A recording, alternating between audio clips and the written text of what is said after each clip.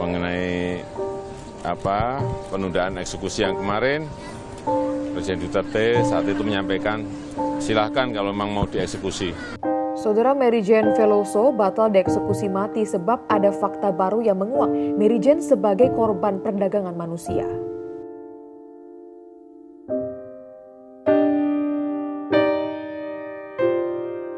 Sebagai seorang perempuan dan seorang ibu, boleh nggak sih berbagi pengalaman Mary Jane selama ini?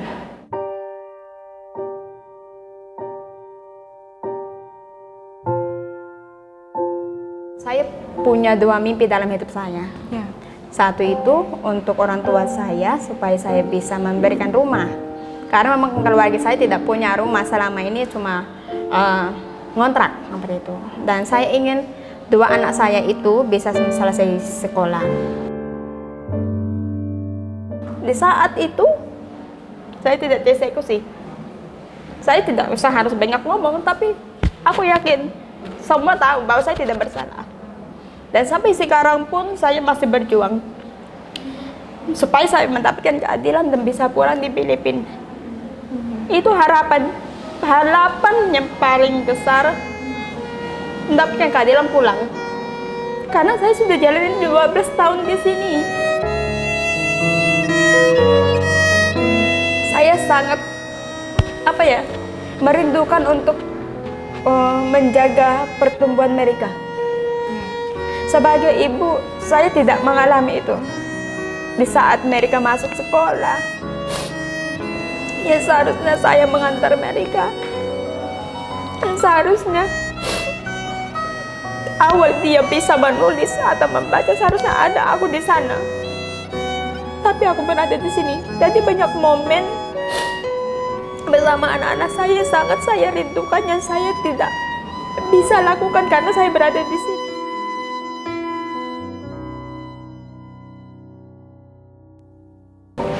Sebagai seorang perempuan dan seorang ibu, boleh nggak sih berbagi pengalaman Mary Jane selama ini? Kalau saya kan dari keluarga 5 bersaudara, saya anak terakhir. Dan memang umur 16 tahun saya sudah menikah. Dan itu sangat sulit karena pas saya menikah 16 tahun, sudah langsung hamil, punya anak 1. Dan itu pun sangat sulit bagi saya karena masih muda. Tapi ya sebagai ibu, saya harus bisa menjadi ibu untuk anak saya. Jadi ya karena suami saya juga tidak selesai sekolah, saya juga tidak selesai sekolah. Jadi tidak punya pekerjaan yang lebih layak lah. Jadi saya itu dari umur 16 tahun itu saya sudah bekerja sebagai pembantu rumah tangga. Nah dengan saya itu kerja pembantu rumah tangga, saya bisa membantu suami untuk kebutuhan sehari-hari seperti itu. Tapi karena memang anak saya kan harus sekolah, jadi ya saya harus berpikir lagi gimana ke depannya seperti apa. Apalagi juga sama suami juga agak sedikit tidak baik ya, mungkin karena memang masih muda ya, jadi pemikirannya masih nggak stabil atau gimana itu. Jadi saya sama suami itu ya nggak bisa seperti itu. Nah disitulah beban saya yang menurut saya lebih besar lagi, karena sebagai ibu kan saya harus bisa menafkahi anak saya gitu. Jadi saya memang sempat kerja di Dubai itu untuk membiayai sekolah anak saya dan keluarga saya, karena memang saya punya dua mimpi dalam hidup saya. Ya. Satu itu untuk orang tua saya supaya saya bisa memberikan rumah, karena memang keluarga saya tidak punya rumah selama ini, cuma ngontrak seperti itu. Dan saya ingin dua anak saya itu bisa selesai sekolah. Jadi saya kerja di Dubai. Ya, singkat cerita, saya bekerja di sana 10 tahun, tapi memang karena saya mengalami kekerasan seksual seperti itu, saya harus pulang dari Dubai ke Filipina. Oke, lalu setelah di Filipina bekerja lagi. Selanjut di Filipina itu karena memang saya tidak punya uang tabungan dari Dubai itu, saya mencari lagi. Saya ke kota Manila lagi untuk datang ke agensi untuk bekerja di luar negeri lagi. Walaupun saya sudah pernah mengalami namanya kekerasan, tapi niat saya itu untuk mengubah hidup orang tua saya dan memberikan yang hidup yang lebih baik untuk anak-anak saya tekad untuk kerja lagi. Akhirnya saya datang ke kota Manila itu, ke agensi untuk bekerja lagi di Singapura. Tapi ternyata selama saya di sana itu belum ada jawaban di agensi saya. Nah, suatu hari saya menjemput 2 anak saya di tempat suami. Nah, disitulah mulai musibah datang dalam hidup saya. Pas saya jemput anak-anak saya, suami saya memperkenalkan temannya yang namanya Christina itu tetangganya. Suami si Christina itu namanya Julius, punya istri yang namanya Christina. Nah, dia cerita sedikit bahwa saya itu mencari pekerjaan di luar negeri. Nah, ternyata si Christina itu kebetulan dia itu sudah bolak-balik ke Malaysia. Untuk kalau dia sih yang setahu saya, dia itu ke Malaysia itu untuk beli seperti lotion, shampoo, parfum yang di utang 1 minggu. Nah, dikreditkan seperti itu. Dikreditkan seperti itu. Nah, dia cerita, singkat cerita lagi, dia nawari saya.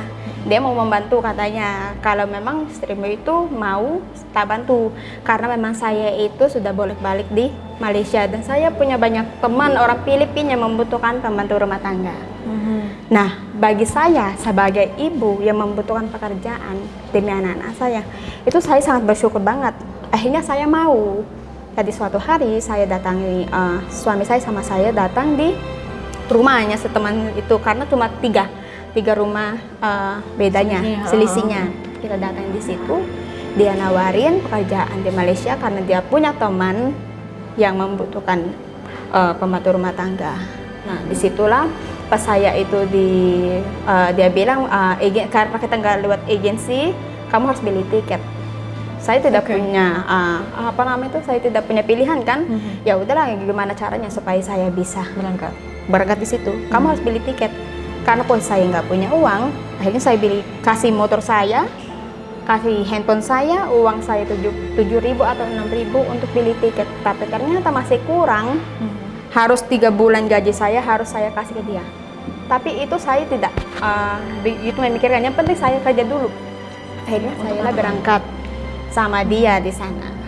Nah, singkat cerita lagi, pas kita datang di Malaysia, temannya yang seharusnya menjadi majikan saya, katanya itu masih di luar negeri 1 minggu. Nah, jadi kita itu tunggu di hotel. Ya, namanya hotelnya itu Sun Inn Lagoon di Kuala Lumpur. Nah, singkat cerita lagi, karena memang saya itu tidak mempunyai apa-apa, segala keperluan saya dia yang membiayai sampai sebaju-baju saya. 4 hari selama di Malaysia itu dia beliin saya baju.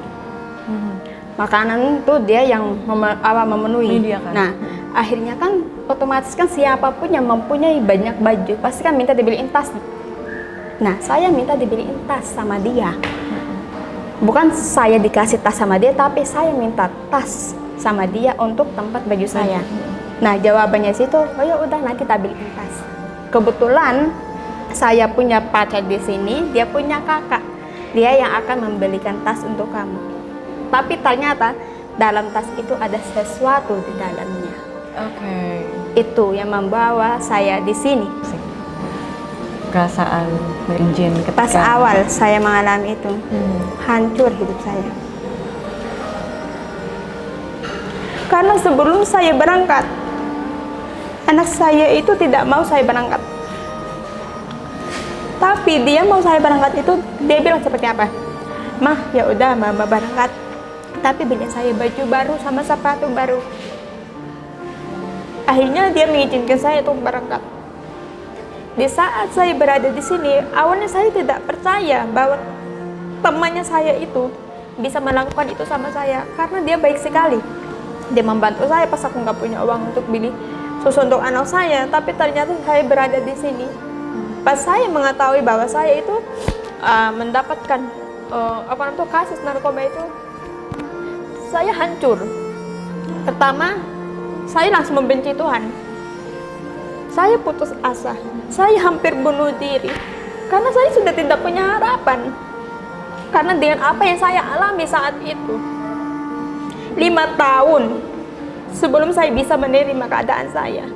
Itu pun di saat saya selepas dari eksekusi.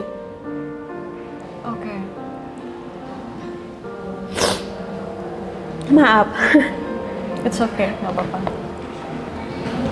Sebenarnya anak-anak Mary Jane juga udah punya firasat ya, bahwa tidak boleh berangkat gitu. Iya. Ya itulah namanya penyesalan kan selalu di akhir itu. Tapi ya saya kena percaya walaupun saya mengalami banyak masalah seperti ini, buktinya Tuhan menyelamatkan saya di saat saya mau dieksekusi. Dan di saat saya mau dieksekusi itu cuma satu doa saya. Tuhan, mungkin semua orang ada yang percaya sama saya, ada yang tidak percaya sama saya, bahwa saya tidak bersalah. Tapi Engkau yang Maha Tahu, buktikan kepada semua orang bahwa saya tidak bersalah. Selamatkan saya. Di saat itu, saya tidak dieksekusi. Saya tidak usah harus banyak ngomong, tapi aku yakin semua tahu bahwa saya tidak bersalah.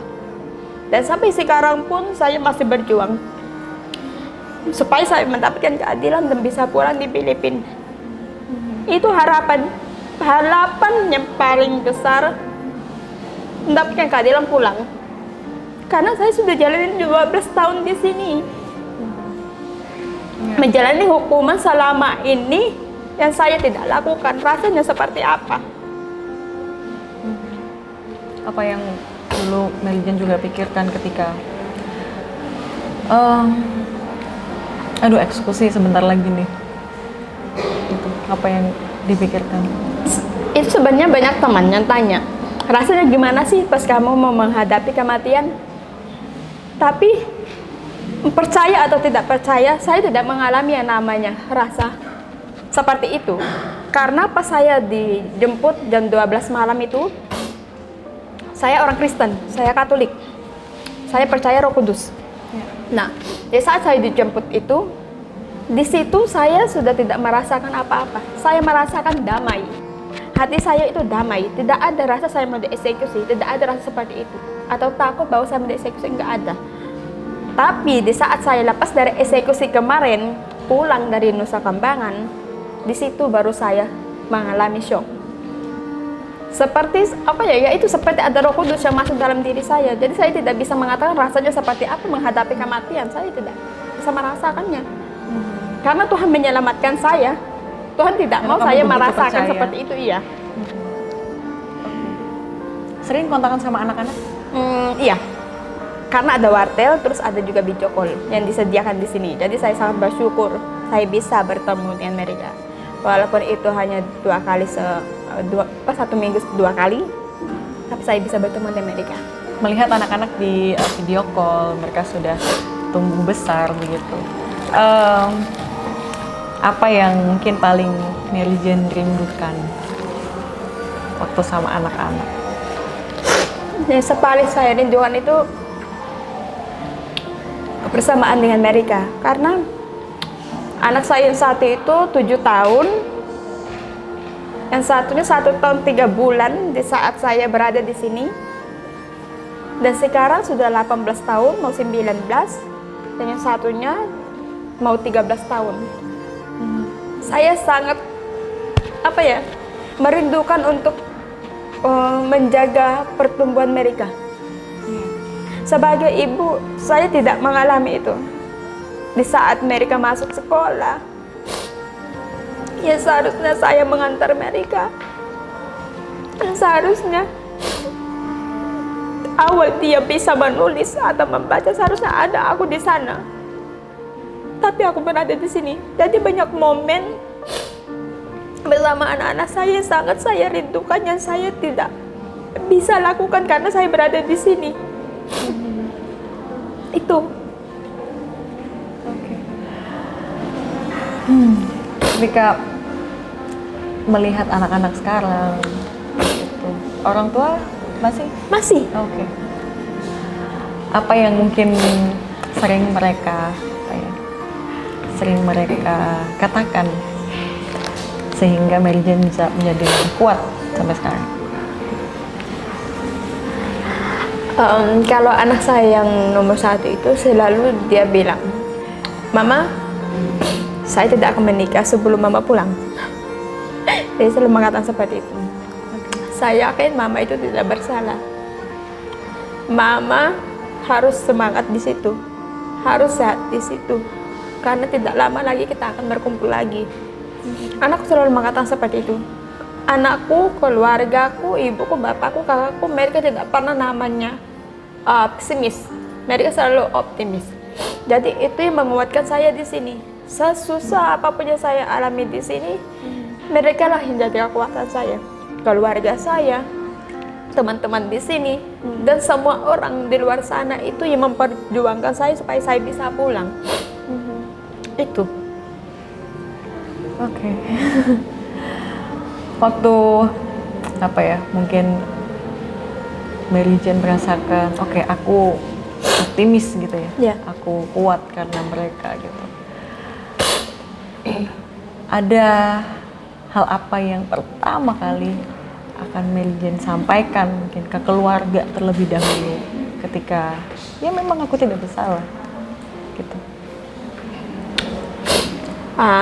Sama keluargaku, saya paling mengatakan sama mereka, jangan takut, jangan khawatir, karena tidak akan terjadi sesuatu yang tidak baik. Karena saya percaya itu tidak mungkin terjadi sesuatu tanpa kehendak Tuhan. Apapun yang saya alami saat ini, Tuhan pasti punya rencana dalam hidup saya.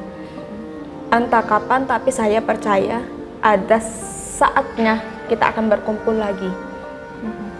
Dan jangan pernah malu sama mama. Maksudnya dengan mamanya dalam sini, karena satu hal yang saya ingin katakan bahwa sampai kapanpun saya tidak bersalah.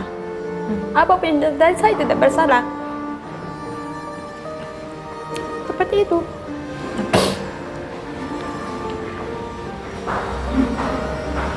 Kangen ya sama anak-anak. Kangen banget. Sebenarnya di sini ya mungkin saking Apa yang mungkin biasa kamu lakukan ketika, aduh aku kangen banget sama anak-anak gitu? saya tengah malam itu ya berdoa dan menangis. Menangis saya cuma bisa ngadu sama Tuhan. Karena kalau saya ngadu sama sesama teman, mereka juga sudah punya masalah kan. Kalau saya ngadu sama mereka, malah mereka beban. Jadi aku lebih ke Tuhan, komunikasi sama Tuhan, nangis di situ. Aku ngomong apa aja saya bisa. Dan itu entah saya gitaran, walaupun gitarnya nggak begitu bagus, atau nyanyi-nyanyi. Ya sebenarnya saya itu kemarin membuat puisi. Dan itu pun dibikinin lagu sama teman di sini. Jadi ada nadanya. Oke, jadi teman-teman di sini saling support kan? Saling support. Di sini petugas, teman-teman baik semua. Jadi ya walaupun saya orang Filipina ya tuh, saya tidak merasa bahwa saya itu diasingkan di sini karena mereka merangkul saya. Oke. Aktivitas sehari-hari kayaknya saya pernah baca lagi seneng banget ngebatik deh. Oh iya. Saya aktivitasnya itu nggak batik, rajut, saya ikut nari. Oke. Ya, kemarin sempat akustik gitu. Pokoknya banyak hal lain saya, karena saya ini senang mengikuti kegiatan karena itu bisa membuat waktu itu cepat. Ya kan, dan menghibur saya di sini. Tapi ngomong-ngomong menghibur nih, pernah nggak kangen kita sama makanan Filipina atau detail-detail yang ada di Filipina gitu? Ada kangen nggak? Kangen, tiap hari itu pasti. Pernah nggak masak untuk di sini teman-teman biar tahu kayak ini? Saya nggak bisa masak. Itu selesainya saya tidak bisa masak. Oke. Mungkin kalau saya bisa masak, saya sudah masaknya. Tapi dulu apa namanya itu setiap sekali setahun kan keluarga datang. Nah, mereka setahun sekali? Iya, tapi karena ini COVID, jadi 2 tahun ini mereka nggak datang. Oke. Iya. Mereka jenguk ke sini. Iya, dan mereka itu seperti memasak adobo lah untuk aku bisa cicipin. Jadi apa kalau sih favorit Mary Jane masakan Filipina? oh kalau saya mah burger gitu, pizza. Jadi kayaknya umum deh, bukan tradisional. Bukan tradisional Filipina, oke. Karena saya tidak senang sayur. Oke. Oke. Mereka mengunjungi kamu di sini. Mengunjungi kamu di sini, menjenguk kamu di sini. Siapa? Anak-anak. Oh, ya belum tahu. Karena masih COVID seperti ini. Kalau sudah nggak COVID ya pasti sekali setahun Amerika datang. Dan di situ saya bisa melepaskan kerinduan sama Amerika. Tapi saya pun nggak mau nangis. Jadi kalau Amerika datang itu saya memperlihatkan sama Amerika itu saya lagi seneng, pokoknya saya di sini baik-baik aja ini itu, karena saya tidak mau mereka terbebani dengan keadaan saya di sini. Kalau saya ngeluh ini itu pasti mereka kepikiran. Jadi pas mereka pulang baru saya nangis. Oke. Iya, Meluapkan ya. iya. Oke. Terakhir mungkin harapan kali ya. Harapan kamu saat ini. Ya harapan saya saat ini itu sudah pasti banget ya, mendapatkan keadilan karena memang kasus saya kan belum selesai. Bahkan ini saya masih nunggu keputusan di Filipina karena memang di sana masih sidang ya kan. Ini saya sudah jalan 12 tahun tapi di sana masih sidang, saya nggak tahu ya gimana. Jadi saya masih nunggu nih bagaimana cara apa yang kita bisa usahakan karena memang proses kasus saya kan sudah selesai. Entah kita kayaknya itu kita mau PK tapi belum tahu apakah bisa PK atau gimana, kita nggak tahu. Jadi harapan saya ya semoga secepatnya kasus saya cepat selesai, mendapatkan kepastian dalam kasus saya karena memang selama ini belum ada kepastian. Semenjak saya lepas dari eksekusi, saya posisinya masih hukuman mati. Belum ada belum ada perubahan dengan itu. Walaupun teman saya yang di Filipina itu suami istri sudah menyerahkan diri. Oke. Mereka sudah menyerahkan diri tapi sampai saat ini belum ada kepastian dalam kasus saya. Ya itu yang saya tunggu supaya saya mendapatkan kepastian dalam kasus saya dan bisa berkumpul kembali dengan keluarga. Itu harapan saya. Oke. Terima kasih untuk ceritanya. Sama-sama.